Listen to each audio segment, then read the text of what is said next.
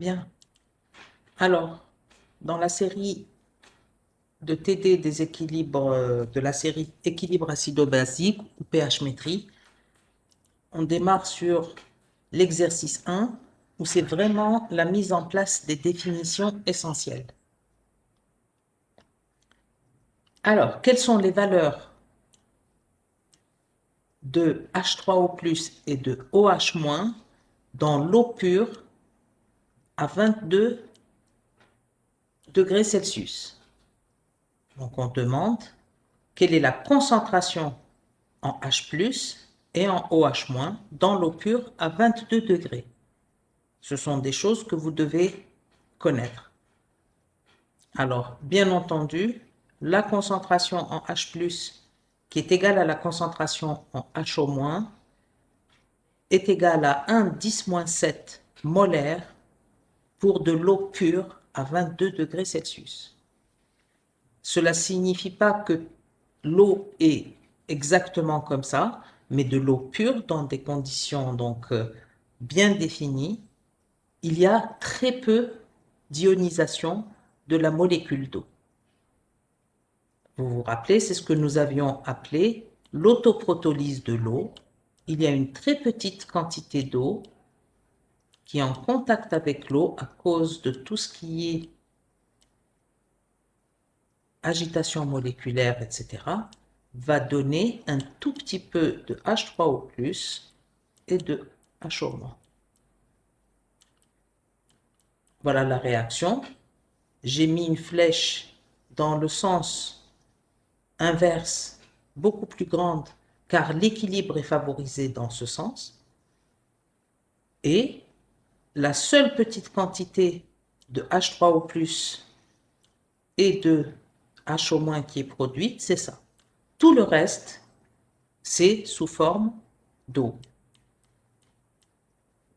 D'accord? Rappelez-vous que l'écriture de la flèche réversible, c'est ça que ça signifie. C'est qu'il reste le terme, la molécule qui est de ce côté, elle reste à la fin de la réaction.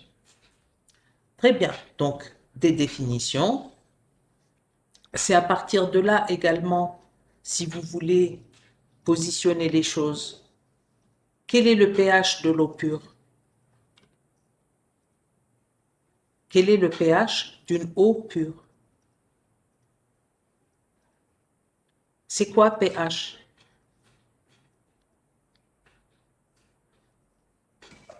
Le niveau d'acidité. Au niveau? D'acidité.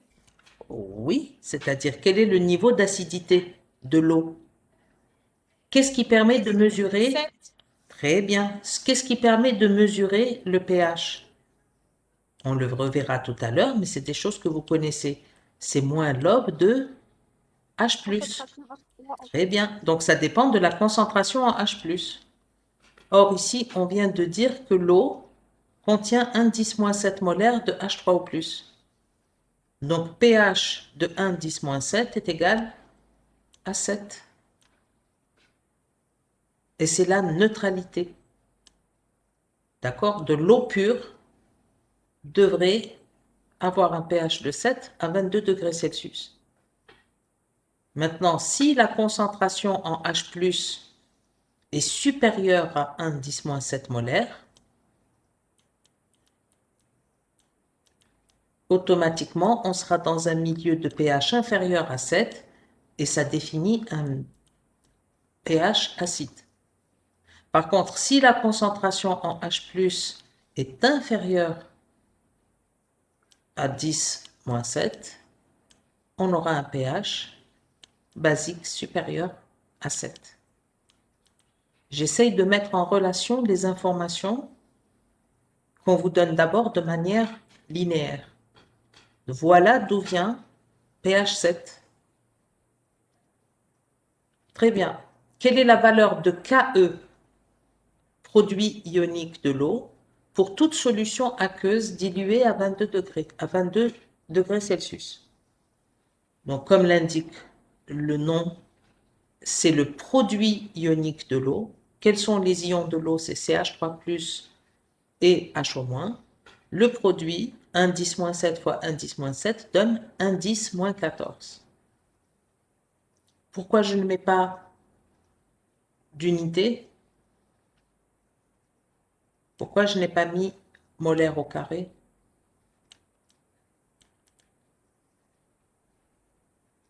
On va chercher d'où on a tiré le Ke. Le produit ionique de l'eau, on le tire de de l'écriture de la réaction, puis de l'écriture de son aspect cinétique. Ça, c'est quelque chose que vous devez savoir faire en l'écrivant assez rapidement sur papier. On démarre de quel point? On écrit toujours une réaction. La réaction de laquelle on parle dans l'exercice, il faut toujours écrire la réaction de dissociation. Ici, c'est la réaction de dissociation ou l'autoprotolyse de l'eau. Donc, de l'eau en présence d'eau vont donner un peu de H3O+, et de HO-. À quelle vitesse? Selon une constante de vitesse de dissociation, et ça va se réassocier selon une constante de vitesse de réassociation. Maintenant, c'est des données cinétiques. À l'équilibre, on peut écrire que la vitesse de dissociation est égale à la vitesse de réassociation. J'écris que la vitesse de dissociation, c'est K1 fois la concentration en H2O fois la concentration en H2O. Et la vitesse de dissociation est égale à K-1 fois la concentration en H3O+, plus la concentration en HO-. Donc, à partir du moment où on a écrit qu'à l'équilibre, la vitesse V1 est égale à la vitesse V-1, on va exprimer K1 sur K-1. En exprimant K1 sur K-1, ça permet d'exprimer donc le Ka. Donc, K1 sur K-1 est égal à H3O+ fois HO- divisé par H2O fois H2O. D'accord? Donc, voilà la constante à l'équilibre de cette réaction. Et qu'est-ce qu'on fait pour écrire le produit ionique de l'eau? On va considérer que on ne tient pas compte de H2O car c'est une constante. L'eau est considérée comme étant à une concentration, j'arrondis pour simplifier la vie, de 55,5 molaires. Et quel que soit le système aqueux que vous utilisez, la concentration de l'eau, H2O, est égale à 55,5 molaires. Ce qui permet de ne pas en tenir compte. On dit qu'on fait une intégration. Quel que soit le système, il y a de l'eau. Donc le fait de l'éliminer ne change rien aux valeurs numériques. Et c'est ainsi que, puisque c'est à partir de cette relation que l'on tire Ke, c'est pour cela qu'il n'y a pas d'unité. Donc Ke, produit ionique de l'eau, est une valeur sans unité. Et bien entendu, 1 10 moins 7 fois 1 10 moins 7 est égal à 1 10 moins 14. Donc ici, c'est dans le désordre, mais ce n'est pas grave. Quelle est la relation que l'on peut tirer de Ke? Utiliser les formes logarithmiques. Qu'est-ce qu'on aura? On aura moins log de H+, je facilite l'écriture,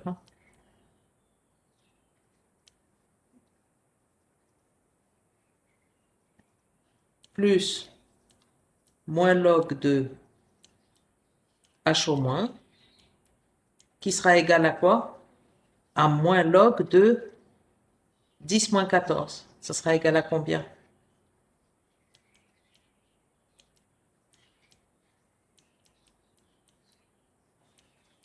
Moins log de 10 moins 14. C'est combien?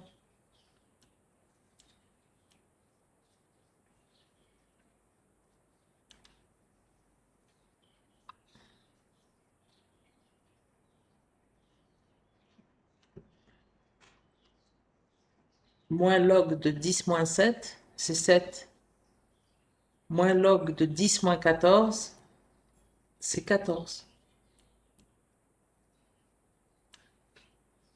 Et comment on peut écrire moins log de h plus et moins log de h au moins?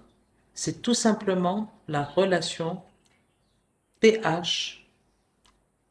Là voilà, ça c'est pH plus POH est égal à 14.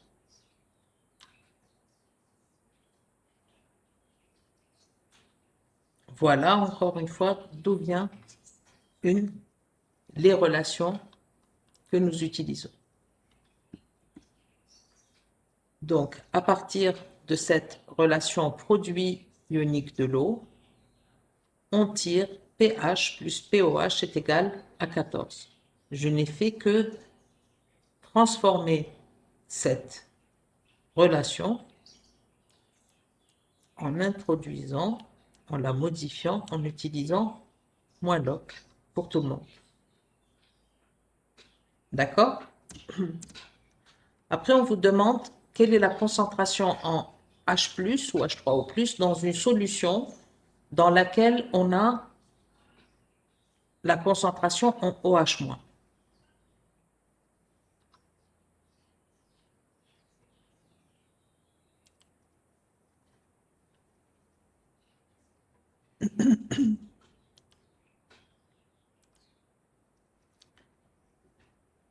Très bien, je ne fais pas attention tout de suite au chat. Alors, bien sûr, ici, ça y est, on vient d'écrire. On vient d'écrire que la concentration en H+, ou H3O+, hein, c'est la même chose, fois la concentration en H- est égale à 10 moins 14. Donc, automatiquement, si on vous donne H-, qui est de 1 10 moins 14, 1 10 moins 4, pardon, vous pouvez calculer H+. H+, la concentration en H+, sera égale à 10 moins 14 divisé par 1 10 moins 4. Et c'est égal à 1 10 moins 10. 10 moins 14 divisé par 10 moins 4, ça donne 1 10 moins 10. D'accord? Donc, application toute simple de la relation qu'on vient de voir. Si on a la concentration en H+, ou en H-, on peut déterminer la concentration de l'autre, car il y a une relation entre la concentration en H+, et la concentration en H-. Donc, on trouve 1 10 puissance moins 10 molaires. Ensuite, on vous demande quelle est la concentration en OH- dans une solution qui contient 1 10 moins 3 molaires de H3O+.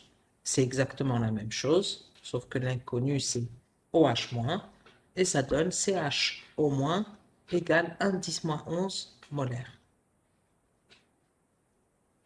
D'accord? Donc, tout simple, c'est à partir d'une donnée et la relation adéquate, on peut calculer ce dont on a besoin.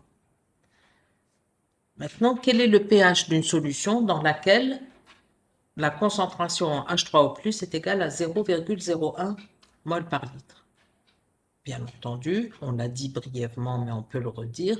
C'est quoi le pH? Le pH, c'est moins log de la concentration en H+. Donc,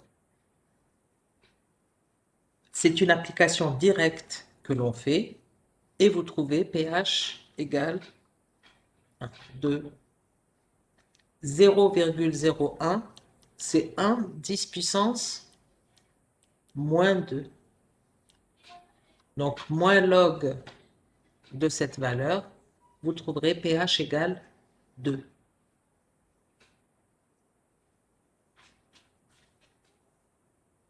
Très bien. Puis, on vous demande quel est le pH d'une solution dans laquelle H au moins est égal à 0,01 mol par litre. Donc, c'est toujours 1 10-2. Seulement, cette fois-ci, on nous donne COH-. Est-ce que tout le monde voit qu'on peut prendre deux chemins? Allez, premier chemin, ça sera quoi? Puisque j'ai la concentration en OH-, je sais que quand on la multiplie par la concentration en H+, on a 1 10-14.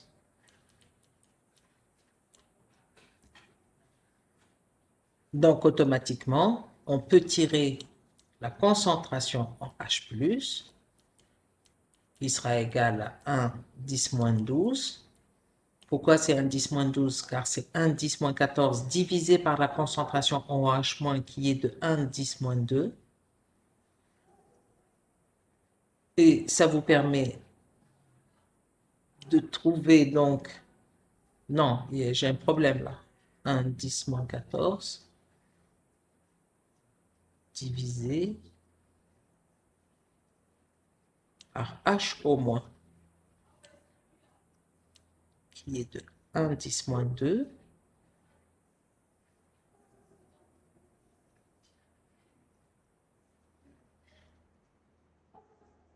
Pourquoi j'y arrive pas? C'est la fatigue. Est-ce que vous savez quelle valeur on attend? Moi, je sais déjà quelle valeur j'attends.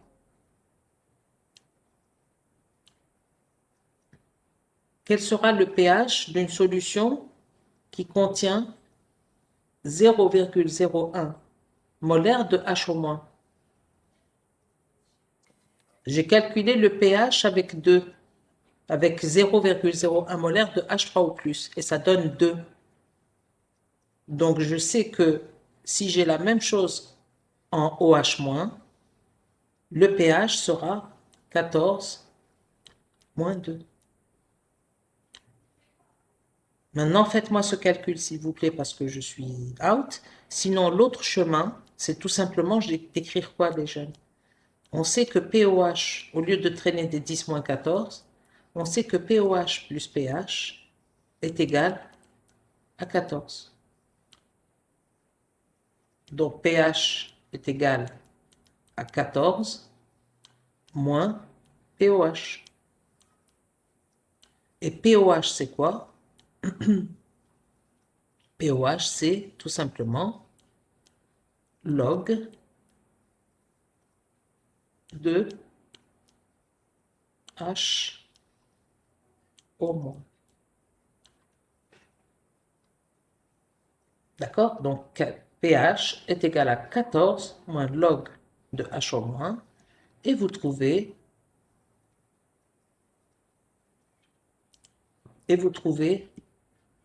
pH égale 14 moins 2, c'est-à-dire pH égale 12. D'accord?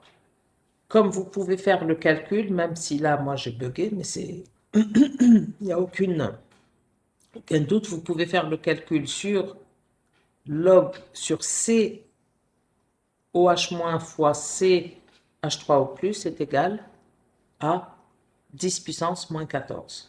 C'est exactement la même chose. Vous faites le chemin et vous trouvez un pH égal à 12. Très bien. Donc, ce premier exercice permet pour moi de reprendre l'essentiel des éléments de cours, les formules essentielles, les notions, de définir les notions essentielles qui sont censées être connues. L'autoprotolyse de l'eau et dire que l'eau est très faiblement ionisée, dire que l'eau est un ampholyte, on ne l'a pas dit ici, on le dira plus tard. Le produit ionique de l'eau qui est une constante et qui sera très utile. Établir la constante à l'équilibre d'une réaction qu'il faut savoir faire, définir le le produit ionique de l'eau, savoir utiliser les relations que nous avons vues, et ça s'arrête là. Donc, dans les questions, je n'avais pas inclus, si, voilà, le pH, voilà, quel est le pH d'une solution. Donc, on a défini pH et pH acide, pH basique et pH neutre, ce qui les définit. C'est en fonction de la concentration de H3O+, que l'on détermine le pH et donc l'acidité ou pas d'une solution. Et on passe à quelque chose, donc à la force d'un acide. Donc cet exercice me permet d'introduire la notion de force d'un acide. Celle-là est la suivante. Donc on vous demande d'écrire la loi d'action de masse de la dissolution de l'acide acétique dans l'eau. En fait, tout simplement, on vous demande la constante à l'équilibre. On vous demande le calcul de la constante à l'équilibre. Donc, il faut écrire la réaction et voir ce qui se passe à l'équilibre. Et on vous demande de comparer l'équation avec celle de la constante d'acidité. Quelle est la différence? Donc, la loi d'action de masse, donc c'est un mot compliqué, c'est tout simplement ça. C'est écrire l'équilibre, la constante à l'équilibre de la réaction. Donc, dissolution de l'acide acétique dans l'eau. Ici, ce n'est pas de l'acide acétique, c'est de l'acide formique. Donc, ça devrait être CH2COH. Ce n'est pas important, d'accord? Ce qui nous intéresse, c'est la partie qui s'ionise. D'accord? Donc, c'est RCOH plus H2O, double flèche, HCO- plus H3O+. Que signifie cette réaction? Elle est réversible. Cela signifie que la dissociation de l'acide n'est pas totale et irréversible. Il n'y a qu'une petite proportion de HCOH qui va se transformer en HCO-, plus libération de H3O+. Donc, à partir de là, on écrit qu'à l'équilibre, V1 égale à V-1 ou V2. On exprime K1 sur K-1 et on trouve la relation HCO- fois H3O+, divisé par HCOOH restant. Ça, c'est l'acide restant. Vous êtes d'accord? Ce qu'on a introduit ici dans la réaction, c'est de l'acide faible. Ben, ici, c'est quoi? C'est la quantité de base conjuguée qui a été formée. Et ce qui reste dans le dénominateur, HCOH, c'est l'acide restant. Ce n'est pas la totalité de l'acide qui s'ionise. Ce n'est pas la totalité de l'acide qui va lâcher son proton, contrairement à HCl ou H2SO4. Dès qu'on les met dans de l'eau, 100% se transforme en base conjuguée indifférente dans le cas des acides forts. Mais ici, ce n'est pas la totalité du HCOH qui se transforme en HCO-. Il y a une toute petite proportion.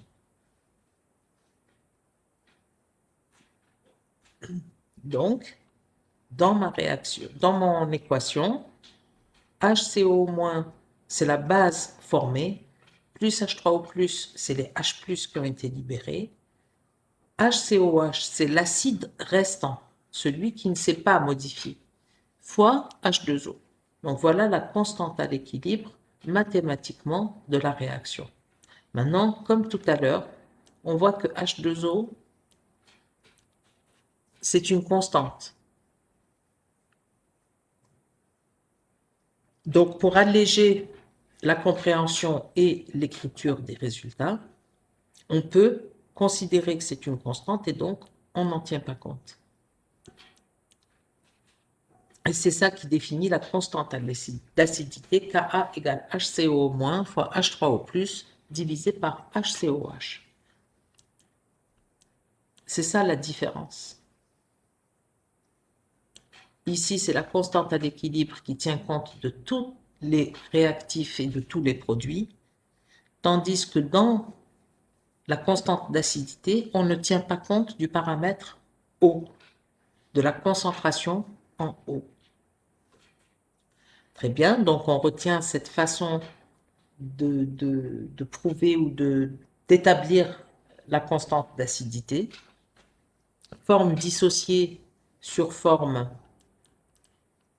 restante. Et là, on vous dit, l'acide acétique a un pKa de 4,75.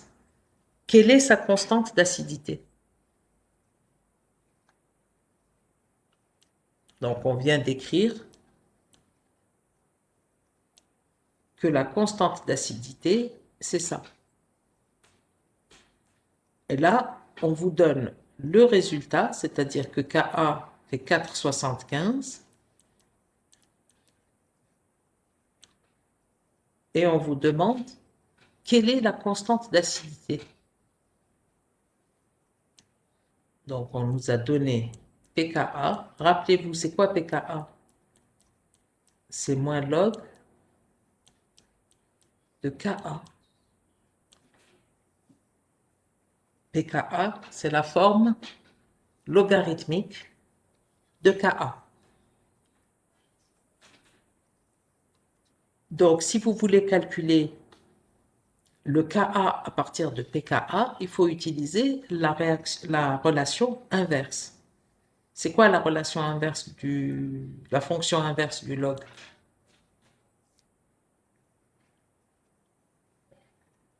Elle est la fonction inverse du log. Exponentielle, madame.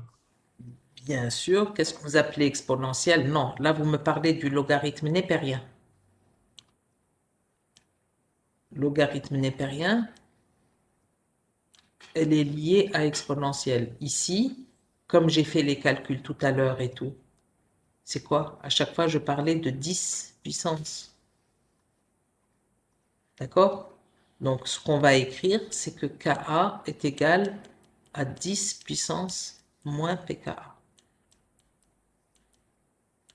La relation inverse du logarithme décimal, c'est 10 puissance, c'est facteur 10 puissance x. Donc, faites l'application numérique, essayez de faire quand même les exercices de faire les applications numériques et tout pour vous habituer au calcul et à vos calculatrices. Vous trouvez 1,78 10-5. Ka est égal à 10 puissance moins 4,75, ce qui donne un Ka de 1,78. Ensuite, on vous demande quel est le pKb de la base acétate. Donc, on a quoi? On a le couple acido-basique. Essayez de...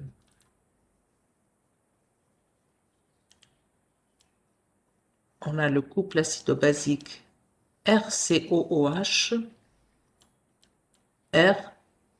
RCO au moins. Donc, on nous a donné le pKa. Maintenant, on vous demande quel est le pKb, quelle est la force base de la base conjuguée de cet acide. On nous demande pKb.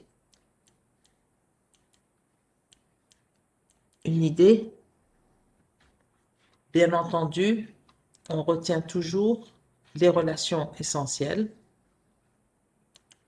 Et la relation essentielle ici, c'est ça.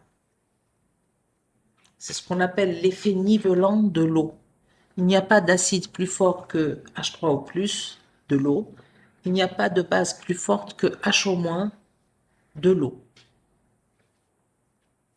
Donc, automatiquement, la force de ce couple acido-basique, elle est partagée. Il se partage un 14. La force acide et base est de 14.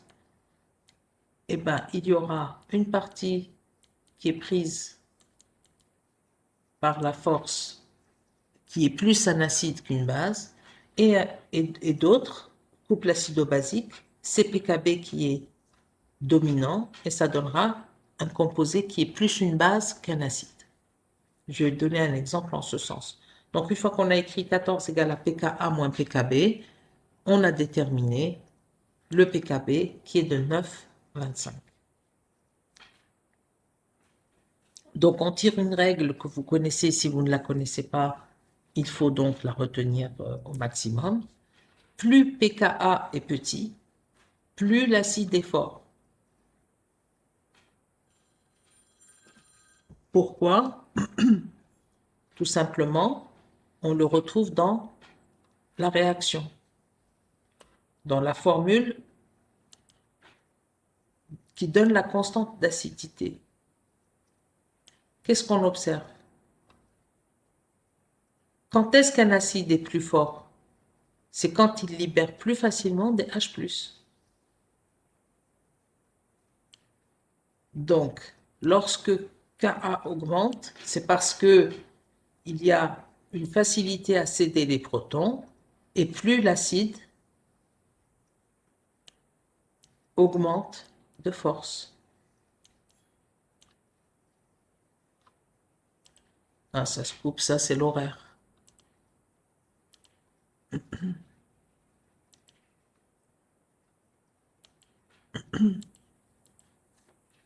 Donc pour les coupures, je n'y peux pas grand-chose. Si ça devient très grave, à la limite, mais si ça coupe et que ça revient, on n'y peut rien.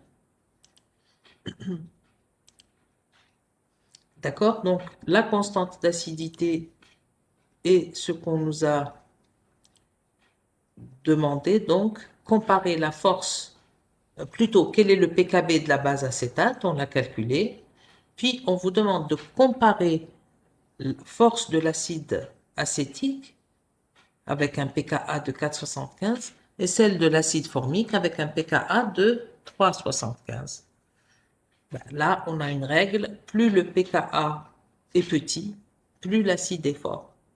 Et de la même manière, plus pKb est petit, plus la base est forte.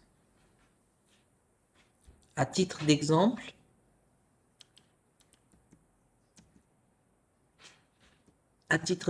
j'ai pris les pKa d'un acide aminé. Vous vous rappelez des acides aminés?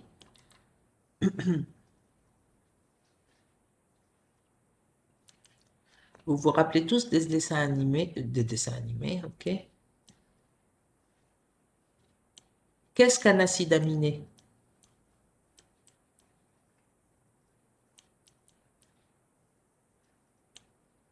C'est une molécule qui comporte au minimum 2 groupements ionisables, 2 couples acido-basiques. Ici, on a le couple acido-basique COH, CO-, et ici, le couple acido-basique NH3+, NH2. D'accord? Donc, un acide aminé est formé de 2 couples acido-basiques.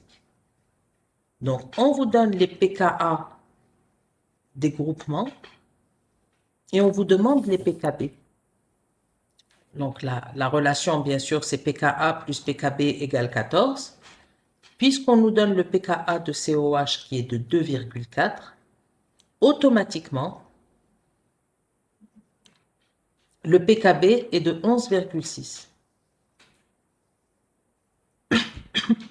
D'accord? Plus pKa est petit, plus l'acide est fort. C'est bien un acide. Maintenant, pour pKn, le pKa de N est de 9,7 et son pKb est de 4,3. Ici, ce couple acido-basique, il est plutôt acide ou plutôt basique? Avec un pKa de 2,4 et un pKb de 11, cette chose est beaucoup plus un acide. Par contre, pour celui-là, le pKa est de 9,7. Ça veut dire qu'il est très, très, très, très faible comme acide. Et au bout d'un moment, quand un acide devient tellement faible, ben en réalité, c'est une base. Parce qu'il faut le comprendre. Je ne parle pas d'un acide tout seul et d'une base toute seule. C'est un couple acido-basique. Selon les conditions du milieu, ça sera l'un ou l'autre qui l'emporte. Mais qu'est-ce que je vois entre ces deux? Je vois que le pKa faible met bien le groupement COH comme étant une entité acide, tandis que le pKa élevé du groupement amine rend l'amine beaucoup plus une base qu'un acide. D'accord? Donc ici, c'est toujours ce partage de pKa plus pKb qui est égal à 14. Donc on peut tirer l'un à partir de l'autre. Et c'est ce qui définit la part intrinsèque du couple acido-basique.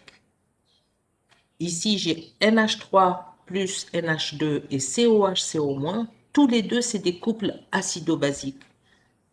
Seulement, vous le savez très bien d'après les exercices d'ionisation des acides aminés que vous avez fait l'année dernière, et ça se voit ici, le groupement COH joue le rôle beaucoup plus d'un acide que d'une base. Il est beaucoup plus facile pour lui de céder un proton que de capter un proton, tandis que pour NH3 plus NH2, c'est le contraire.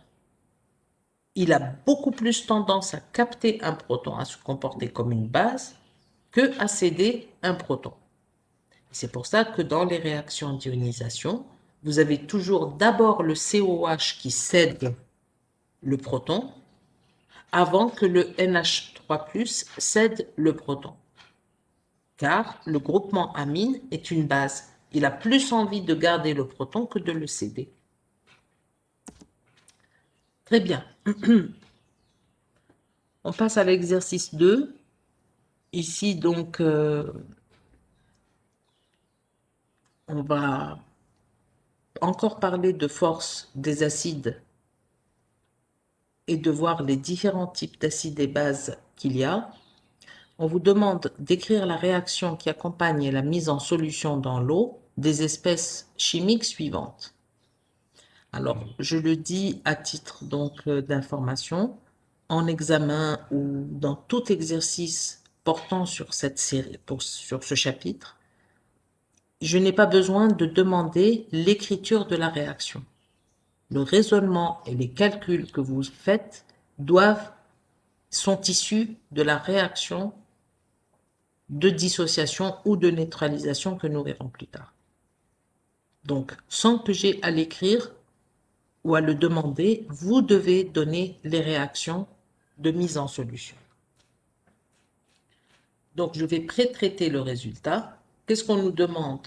On nous demande d'écrire les réactions pour du chlorure d'hydrogène, de l'acide sulfurique et de l'acide acétique.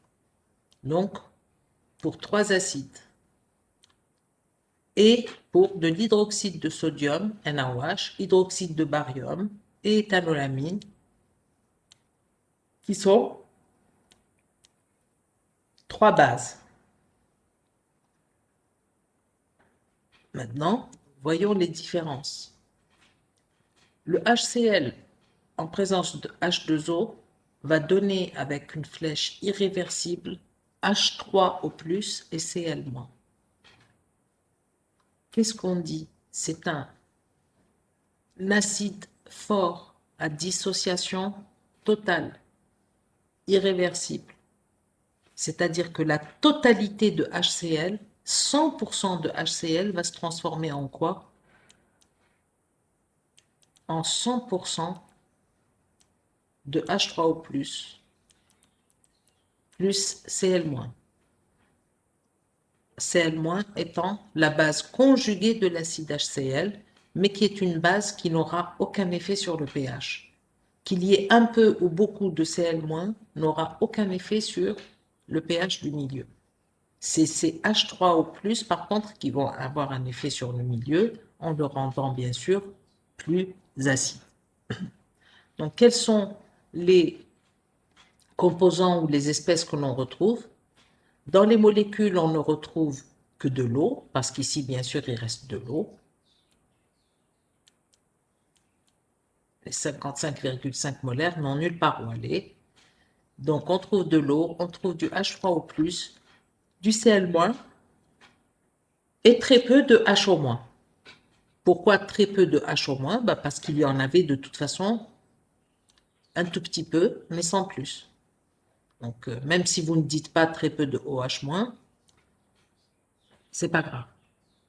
Mais par contre, c'est très important de savoir dire qu'il ne reste plus de HCl. Il n'y a plus de HCl, que la totalité du HCl est transformée en H3O+, et Cl-. Très bien. Deuxième réaction, c'est l'acide sulfurique.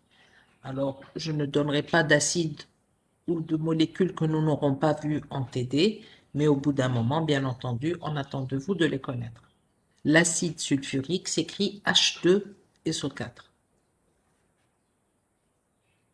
D'accord? L'acide sulfurique porte 2 protons. Donc, c'est un acide fort qui va se dissocier totalement. Seulement, comment il se dissocie? Vous le voyez bien ici. Une habba de H2SO4 donne 2 habbas de H+. D'accord? Donc, avant de le mettre dans l'eau, on parle du H2SO4. Le H2SO4, chaque molécule de H2SO4 va donner 2 molécules de H+. Donc, quand je veux mesurer le pH, qu'est-ce qui compte? Est-ce que j'ai besoin de savoir combien il y a de H2SO4 ou combien il y a de H+? Pour déterminer le pH d'une solution, est-ce que j'ai besoin de savoir combien il y a de H2SO4 ou combien il y a de H+? Comment on calcule le pH? H+. Bien sûr, pH égale à moins log de la concentration H+. Donc, à chaque fois, nous, qu'est-ce qu'on a besoin de déterminer? On a besoin de déterminer la concentration H+. Donc, dans le cas de H2SO4, c'est un diacide fort. Les espèces que l'on retrouvera sont les mêmes, H2O, H3O+, SO4 2-, et bien sûr très peu de HO-.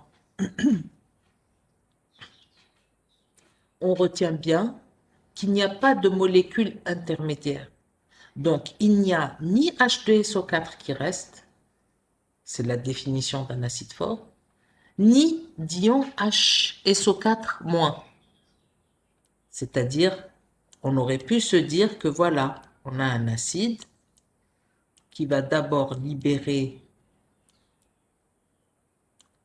un H, puis libérer un deuxième H. N'est-ce pas? Ça, c'est dans les acides faibles qu'on pourra l'observer. Mais dans le cas d'un acide fort, non. C'est dissociation totale et irréversible. Donc, il n'existe pas avec l'intermédiaire de HSO4-. C'est H2SO4, c'est-à-dire que la molécule porte 2 protons et elle peut libérer 2 protons, elle les libère tous. Donc, acide fort, irrémédiable, irréversible, pardon. Ensuite, on a HCOH, donc RCOH, peu importe, acide acétique ou formique, ou ce qui nous intéresse, c'est COH, qui indique que c'est un acide donc organique, et les acides organiques sont faibles. Donc, quelle est la différence ici? Je ne trace pas la même flèche pour la réaction. Ici, on a fait une flèche qui indique que c'est un acide fort, et ici, ce n'est pas un acide fort. C'est un acide faible, donc on représente une flèche, une double flèche réversible. Qu'est-ce qu'elle signifie? Elle signifie que dans le tube à essai, quels sont les composants, les espèces chimiques que l'on retrouve? On va trouver de l'eau, on va retrouver du HCO-, du H3O+, et quoi d'autre? On va retrouver du HCOH restant. Vous pouvez le mettre ici si vous arriverez bien à comprendre. Voilà. Je mets que ici, à la fin de la réaction, j'ai également de l'acide non dissocié. Voilà. D'accord? C'est ça qu'il ne faut pas oublier dans cette notion de dissociation partielle. C'est ça que ça veut dire. Ça veut dire que j'ai 100 HCOH et j'obtiens 10 HCO-. Qu'est-ce que ça veut dire? Il reste combien de HCOH? Ben 90. C'est une dissociation partielle. Alors qu'ici, j'ai 100 HCl, j'ai 100 H3O+. Donc on retient vraiment cette notion d'acide restant.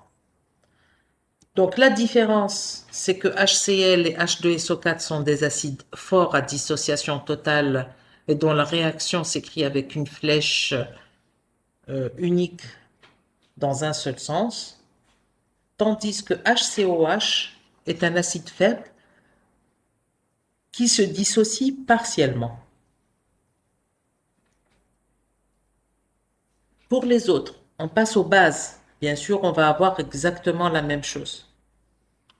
J'ai la base NaOH, base forte, la base BaOH 2 fois. C'est exactement la même chose qu'H2SO4, sauf que c'est une base. Et enfin, une base faible. Donc NaOH plus H2O donne Na+, plus OH-. En fait, c'est pas tout à fait ça, mais c'est pas grave. J'ai pris la définition de la base qui cède un OH-. C'est pas grave pour comprendre. Donc les espèces, on a de l'eau, on a l'ion Na+. C'est quoi l'ion Na+?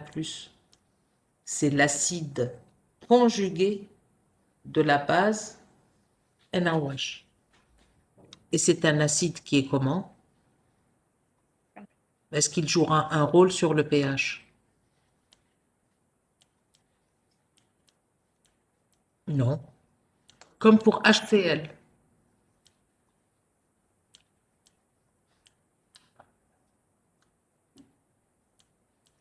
Voilà le couple acido-basique. NaOH, Na+. NaOH est une base forte. Que signifie une base forte? C'est une base à dissociation totale. Son acide conjugué, c'est le Na+. Et il est comment? Il est nul. Zéro. Qu'il est macacho. Pourquoi? Parce que dans les bases fortes, toute la force est prise par la base forte. Vous vous rappelez de la force 14 adique qui est partagée? c'est 14. La même chose pour les acides forts. Un acide fort est un acide fort, c'est-à-dire que HCl, il se dissocie totalement et sa base conjuguée, c'est Cl-. Et qu'est-ce qu'elle vaut? Elle vaut 0. Elle n'a aucune force pour se comporter en base. C'est ce qu'on a appelé la base conjuguée d'un acide fort est une base indifférente. L'acide conjugué d'une base forte est un acide indifférent. L'essentiel, je dirais, que le conjugué, voilà, j'enlève base et acide, le conjugué d'un acide fort ou d'une base forte est un conjugué indifférent qui n'aura aucun effet sur le pH. Donc pour NaOH, pour BaOH deux fois, c'est dans la structure chimique que je devine, que je vois que c'est une dibase. Donc c'est une dibase forte, puis avec une réaction bien sûr qui va consommer, il faut faire attention à l'équilibre des réactions, qui va donner Ba2+, plus 2HO-. Ça c'est quoi? C'est l'acide conjugué, mais qui vaut rien. Pourquoi c'est Ba2+? Parce que j'ai 2 OH-. Donc automatiquement, pour respecter l'électroneutralité, vous retrouvez cette structure. Enfin, en présence d'une base faible, on aura l'écriture avec la double flèche et on sait qu'à la fin de la réaction, il reste de la base qui n'est pas protonée. C'est-à-dire que ce n'est pas 100% qui se protonne. Donc, quelle est la différence? NaOH et BaOH2 sont des bases fortes à dissociation totale, tandis que l'éthanolamine, HO, CH2, CH2, NH2, est une base faible à dissociation partielle. Donc, vous voyez toute cette série où on écrit des réactions avec des flèches seules ou des flèches en aller-retour. C'est tout ça qui sera également noté. Très bien. Maintenant, on vous demande, là j'aimerais bien que vous le fassiez.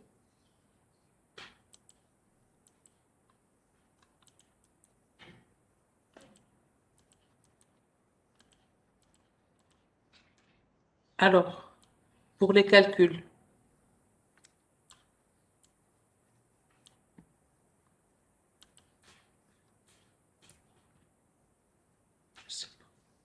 bon, c'est pas grave, allez, pas de temps à perdre. Allez, on vous demande le pH de toutes ces solutions que nous venons de faire. HCl, H2SO4, acide formique, puis NaOH, BaOH deux fois et éthanolamine.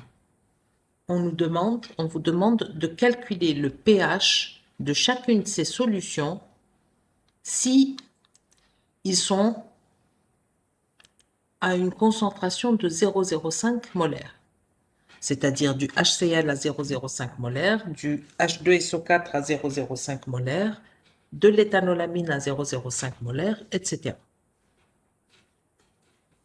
HCl et H2SO4, on l'a dit, ce sont des acides forts. Donc, qu'est-ce qui définira leur pH? Ce sera le pH d'un acide fort. Tout le monde, est-ce que vous êtes d'accord avec le raisonnement? Voilà ce que j'écris au tableau. Je suis en présence d'un acide fort. C'est quoi un acide fort? C'est 100% de dissociation. C'est-à-dire que, par exemple, 100% de HCl va me donner 100% de H+. Donc, je peux écrire quelle est la concentration en H3O+. Elle est égale à combien la concentration de H+? Ils viennent d'où les H+? Ils viennent de Ca.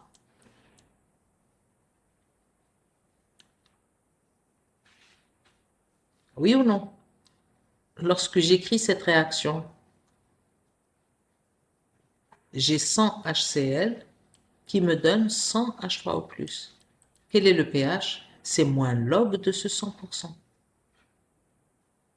C'est la totalité de mon acide qui s'est transformée en me libérant des H+. Donc, je définis que là, le pH va dépendre de la concentration en acide fort, car lorsqu'il y a une concentration en acide fort, j'aurai la même concentration en H3O+. Très bien. Donc, dans le cas de HCl, on a tout simplement pH est égal à moins log de H3O+. D'où je vais sortir la valeur H3O+? Ben, c'est une dissociation totale. Donc, la concentration en H3O+, est égale à la concentration en acide. Si j'ai mis 10 habbat de HCl, j'aurai 10 habbat de H+, et je peux calculer le pH. C'est clair pour tout le monde? Dans le cas de H2SO4,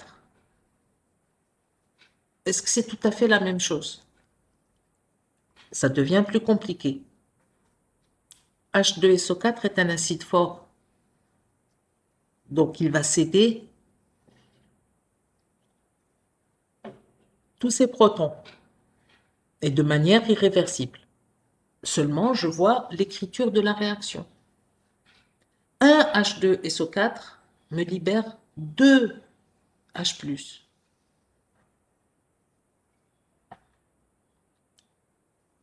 Quelle est la relation qui va me donner le pH? Bien entendu, je dois tenir compte de combien il y a de H3O+. Ben, il y en a combien? C'est moins log. Est-ce que c'est moins log de Ca? Ça, c'est Ca. Je ne sais pas si vous comprenez ce concept. Ouais, c'est évident, hein. Avant que je le mette en solution, je mets une concentration Ca en H2SO4. C'est la molécule comme ça, elle est faite. Or, tant que c'est collé, ce n'est pas un acide. Donc, par contre, lorsqu'on le met en présence, donc, dans de l'eau, ça va libérer quoi? Ça ne libère pas un H+, ça en libère 2. De là, j'écris quoi? J'écris, ben oui, automatiquement, je dois tenir compte du nombre de H+, selon l'acide qu'on étudie. Il y a même un acide H3PO4. Qu'est-ce que ça veut dire? C'est un acide fort capable de céder 3 H. Maintenant, quel est le pH? Est-ce que le pH sera inférieur ou supérieur à celui obtenu pour le HCl?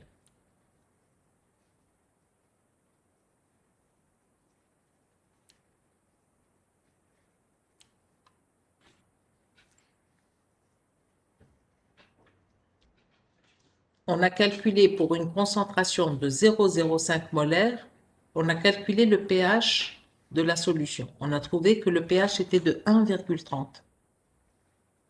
Maintenant, je vous demande, pour la même quantité de H2SO4, vous attendez un pH plus élevé ou plus faible?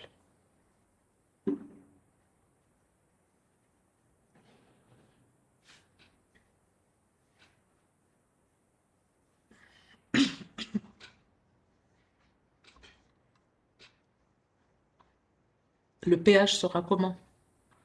Inférieur ou supérieur à 1,30?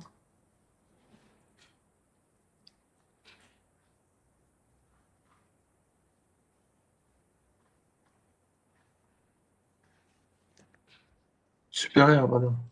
Pourquoi il sera supérieur? Que signifie supérieur?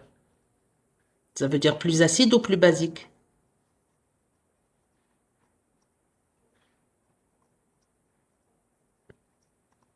Je ne me souviens plus très bien de la loi. C'est pas grave. Enfin, c'est pas grave. Il faut s'en rappeler. Mais ce n'est pas grave. Quand vous avez 7, ça veut dire quoi? Ça veut dire que vous avez 10 puissance moins 7 molaires de H+. C'est ça la frontière. D'accord? D'où vient le pH 7? Il vient de moins log de 10 moins 7. C'est ça le pH neutre. Maintenant, quand est-ce que le pH est acide? Quand est-ce qu'il est acide, le pH? Quand il y a plus ou quand il y a moins de H+?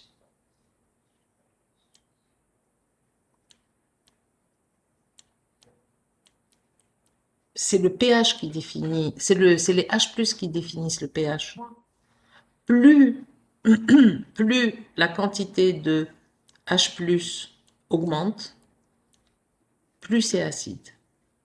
Donc lorsque H+ est supérieur, lorsque la concentration en H+ est supérieure à 10-7 molaires, on sera dans un milieu acide. Plus H+ augmente, plus c'est acide. Et le pH et le pKa diminuent. Au-delà de 7, c'est le contraire. La concentration en H+ est inférieure à 10-7. Alors maintenant, je change le truc. Lorsque j'ai pris un HCl à 0,05 molaire, j'ai obtenu un pH de 1,30. Si j'utilise la même quantité de H2SO4, le pH sera inférieur ou supérieur?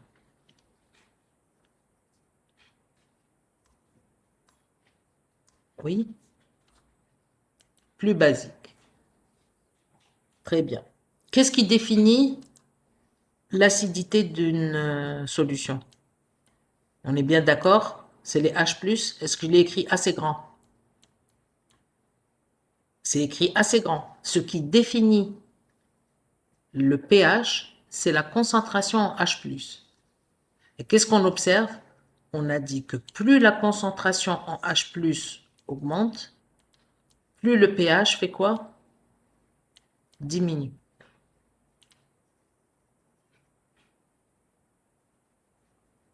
OK? Essayez de vous rappeler de ça. Il y a quelque chose qui est inversé. Oui, je le sais, c'est la forme logarithmique. Donc, plus la concentration en H+ augmente, plus une solution est acide.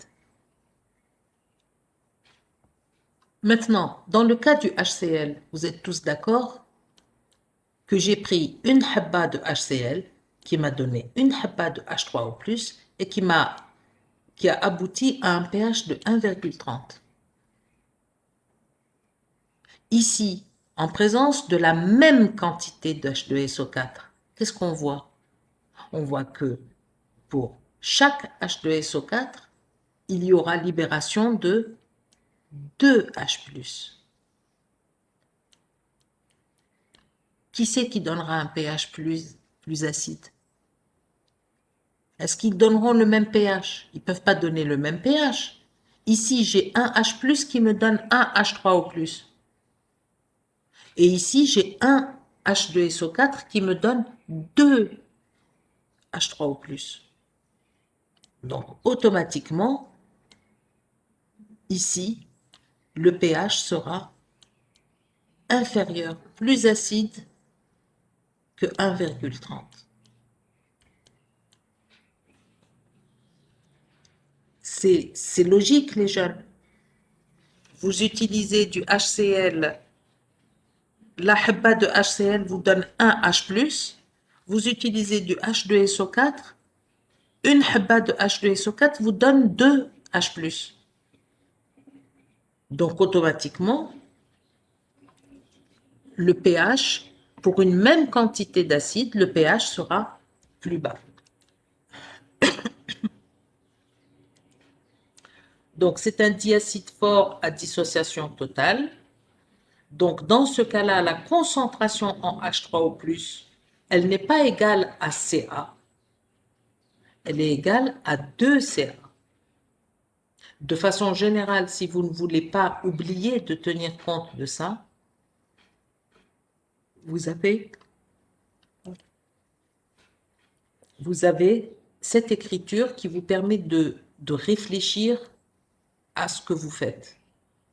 Je vais écrire que le pH d'un acide fort est égal à moins log de Na. C'est quoi Na? C'est la normalité. C'est quoi la normalité? C'est la valeur qui permet de tenir compte de ça.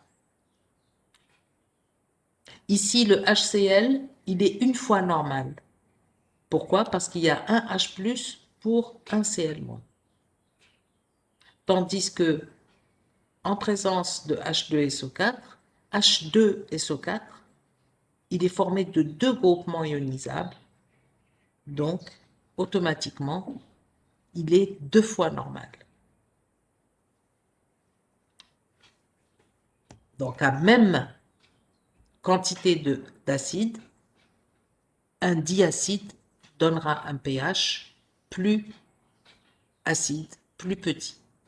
C'est le cas ici quand vous faites le calcul, étant donné que pour calculer le pH, je dois chercher la concentration en H+, la concentration en H+, est égale à 2 fois la concentration en H3O+, en H2SO4, pardon. D'accord? Tout ça, si vous ne les refaites pas en écrivant vous-même à votre manière, il restera des doutes, il restera des flous. Donc, c'est un diacide fort, dissociation totale, mais comme dans sa structure même, il comporte 2 protons, et ben ce sont 2 protons qui sont libérés, et donc le pH, on trouve pH égale à 1. Pour l'acide faible, de quoi va dépendre sa dissociation? C'est un acide faible. Donc avec avec la fameuse réaction qui est plus forte dans un sens que dans l'autre d'ailleurs. C'est un acide faible. C'est quoi un acide faible? À dissociation partielle. Que signifie à dissociation partielle? Ça veut dire que sur 100 molécules de HCOH que vous mettez en solution, il y en aura moins de 10% qui seront donc dissociés. Donc ici, vous voyez bien que je ne peux pas écrire que la concentration en H3O+, est égale à la concentration en acide. Non, parce que ce n'est pas la totalité de mon acide faible qui se dissocie. Donc, et de quoi va dépendre maintenant le degré de dissociation? Comment est-ce qu'on peut comparer des acides entre eux? Ça sera en fonction de leur pKa. Plus un acide est faible, moins il cède de protons. Plus un acide est fort, plus il cédera facilement son proton. Et que signifie céder facilement ou pas facilement, c'est bien sûr la notion de force d'acide qu'on a évaluée avec pKa. Donc, on est obligé dans la relation qui va nous permettre de calculer le pH d'une solution d'acide faible, on est obligé de tenir compte du pKa.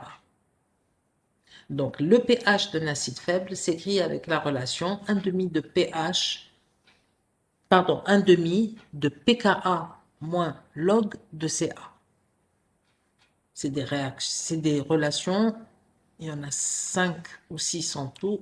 Elles seront à apprendre par cœur, mais on les retrouve dans des exercices.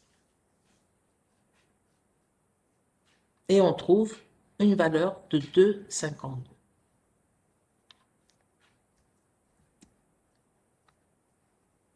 Maintenant, pour les bases, c'est exactement la même chose.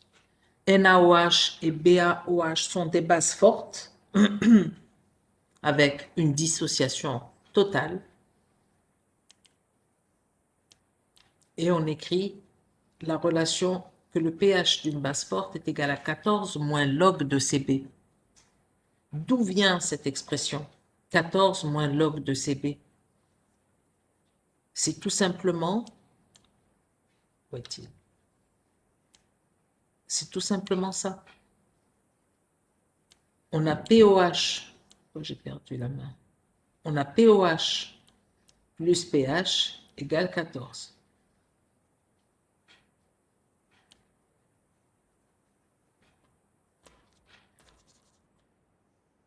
Donc pH sera égal à quoi? pH sera égal à 14 moins POH. Et mon truc ne fonctionne plus.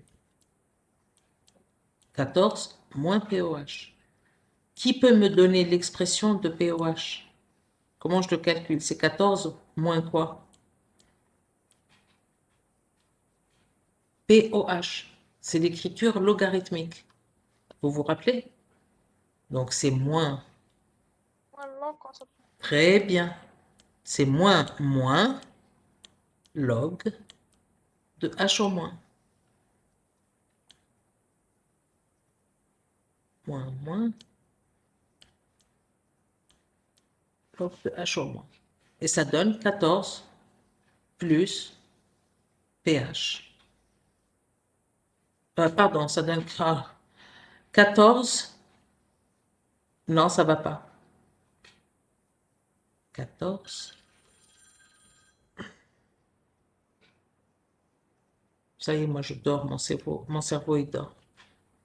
Deuxième fois que je bug sur ça alors que tout est là. Hein. On se calme. D'où je sors cette relation. Pareil, on va les utiliser au point où vous les apprendrez. C'est faux. Voilà pourquoi c'est... Voilà, c'est faux.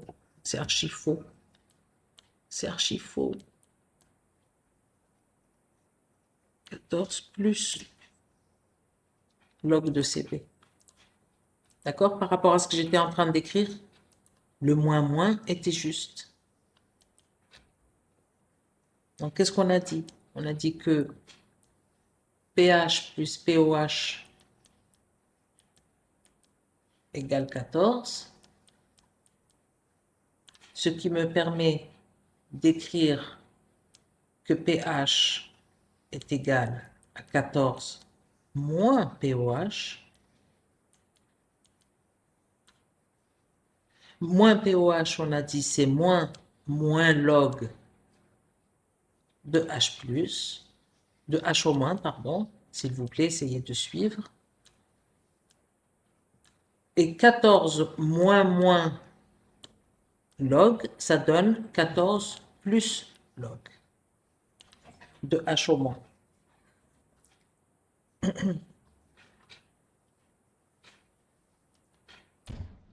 Ensuite, une seconde.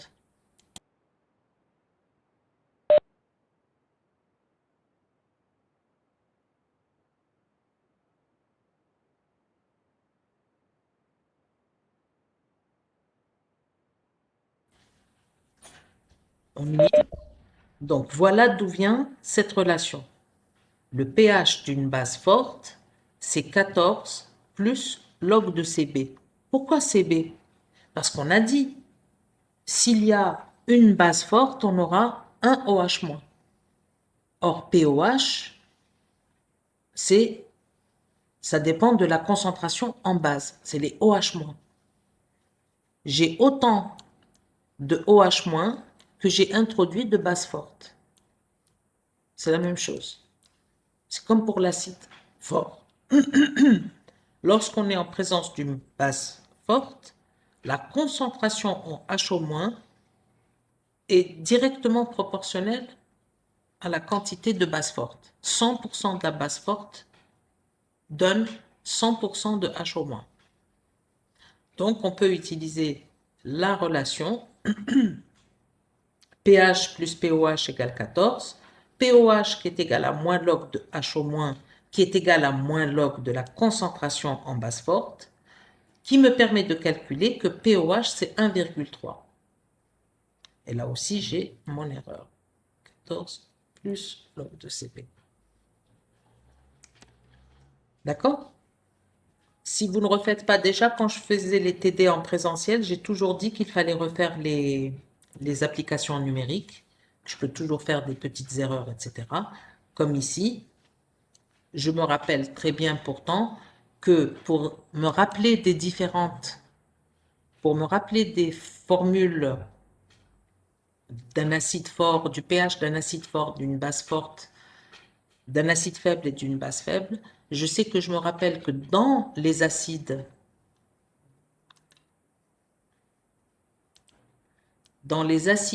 j'ai toujours un signe moins. Pour l'acide fort, le pH est égal à moins log de la concentration en acide. Pour un acide faible, c'est 1,5 de pKa moins log de la concentration en acide. D'accord? Donc, il y a toujours un signe moins pour les acides, tandis que pour les bases, pour une base forte, le pH sera défini par la relation 14 plus log de CB, et pour une base faible, c'est 1,5 de pKa plus 14, donc 14 plus pKa plus log de CB. D'accord? Donc, même si je m'étais trompé ici dans le signe, le calcul, je l'ai fait de la manière correcte. On ne s'inquiète pas.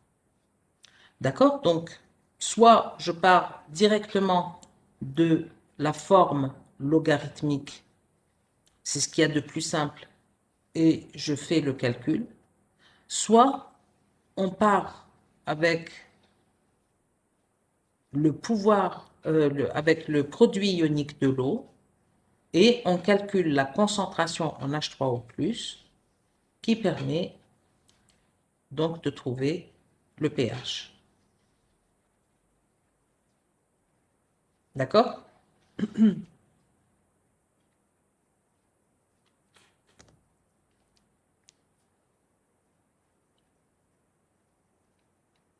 Ensuite, pour BaOH deux fois, donc ça c'était pour la base forte, mono-base forte, c'est NaOH. Maintenant, concernant BaOH deux fois, on ira sur le même raisonnement que pour H2SO4. C'est la même chose. On part de quel principe? On part du principe qu'ici, un NaOH me libère un OH-, ce qui m'a permis d'écrire que la concentration en HO- est égale à la concentration en base. Il y a autant de HO- que de bases introduites. Mais en présence d'une dibase, ça change. Oh là là, je ne sais pas ce qui m'est arrivé ici avec les copier-coller. Plus.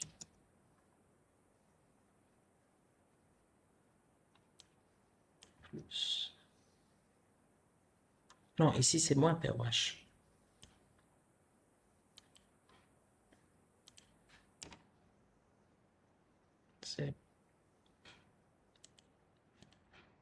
Alors, pour BaOH deux fois, c'est exactement le même raisonnement que pour H2SO4.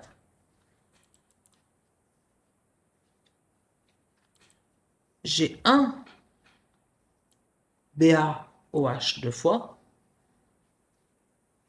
une unité qui va me donner deux HO-. La normalité est de 2. Donc, automatiquement, le pH s'écrira comment? C'est toujours la même chose. C'est pH plus log de CB, sauf qu'ici, ça ne sera pas CB. C'est quoi la concentration de B? Ici, la concentration de B telle qu'on l'a écrit, c'est 1. Et quelle est la concentration de H-? Ce sera 2. Il y a 2 fois plus de H- que de bases introduites. Donc, automatiquement, pour éviter tout malentendu, j'utilise l'écriture NB, c'est-à-dire la normalité. Il faut toujours, et c'est pour ça que je vous dis, il faut toujours écrire la réaction. Quand vous voyez qu'il y a une habba qui donne 2 habbettes de OH- ou de H+, c'est clair. Ça veut dire que la normalité est prioritaire sur la concentration. Quelle est la concentration en H-? C'est ça qui nous intéresse. Ben, elle dépend de quoi? Elle dépend de la concentration en base introduite. Pour une base introduite, j'ai 2 OH-. Ben, j'utilise la relation 14 plus log de 2Cb. D'accord? Donc, automatiquement, on calcule H- qui est égal à moins log de 2Cb. On trouve moins log de 0,1 qui correspond donc à un pOH de 1. Ensuite, pour calculer le pH, bien sûr, je passe par pH égale 14 moins pOH. Et vous trouvez 13. Dernier cas, c'est la base faible. Même raisonnement que pour l'acide faible. Ça dépendra, sa dissociation, le nombre de protons captés, le nombre de protons captés dépendra de la force de cette base. Donc, ça dépendra de son pKa. Donc, la relation intègre la force du pKa ou la force de la base. Après, c'est une application numérique. Donc, c'est 1/2 de 14 plus pKa plus log de Cb. En faisant l'application numérique avec les valeurs qui sont données, vous trouvez 11,10. Donc, voilà à quoi correspondent ces premiers exercices de pH-métrie. Il nous reste les exercices les plus importants pour moi parce qu'ils ont une signification. C'est ceux qui consistent au dosage acido-basique. Donc, je sais que vous avez déjà fait ça dans votre vie. On va refaire donc 1 ou 2 exercices là-dessus. Donc, je vous demande pour la semaine prochaine de préparer les exercices 5 et 6. On aura un peu avancé en cours. L'exercice 5, c'est les exercices tels que vous les avez déjà fait en première année. Et pour le 6, avec ce qu'on a fait, vous pouvez faire tout le début de l'exercice. Il n'y a que la dernière question pour laquelle on n'a pas fait encore les choses en cours. Donc, je vous demande, s'il vous plaît, de préparer ces 2 exercices pour qu'on puisse avancer un peu parce que là, c'est trop long. Voilà, je vous remercie de votre attention. Je vais vérifier ces petites coquilles qui se sont présentées dans mon corrigé et les rectifier avant de publier. Et je vous demande, je vous répète, s'il vous plaît, vous ne pouvez pas travailler ce TD. Quand il y aura des TD que vous pouvez travailler sans écrire, je vous le dirai. Mais celui-là, si vous ne reprenez pas à la main ce que j'écris pour que ce soit écrit à votre manière, que vous mettiez les choses au propre dans votre tête et sur votre feuille, ça ne vous apportera rien. C'est pas un TD que l'on lit. Il faut écrire les choses, vérifier de quoi il s'agit à chaque fois. Et une fois que c'est compris, par contre, les applications, c'est toujours les mêmes. Toujours, toujours, toujours les mêmes, il n'y a aucun doute. Je demanderai des calculs de pH qui devront toujours être justifiés. Par exemple, pour utiliser cette relation, ou alors dès qu'on vous donne un acide, c'est de dire c'est un acide faible à dissociation partielle, donc la relation qui permet de calculer son pH, c'est celle-là. Et ainsi de suite. Voilà, allez, je ne vous retiens pas plus, oui, il est tard. Donc, je ne vous retiens pas plus. Merci de votre attention. Vous préparez les exercices 5 et 6 pour la semaine prochaine. Absolument qu'on termine la semaine prochaine. Voilà, merci de votre attention. Portez-vous bien. Sahafturkum. Vous dormez tous.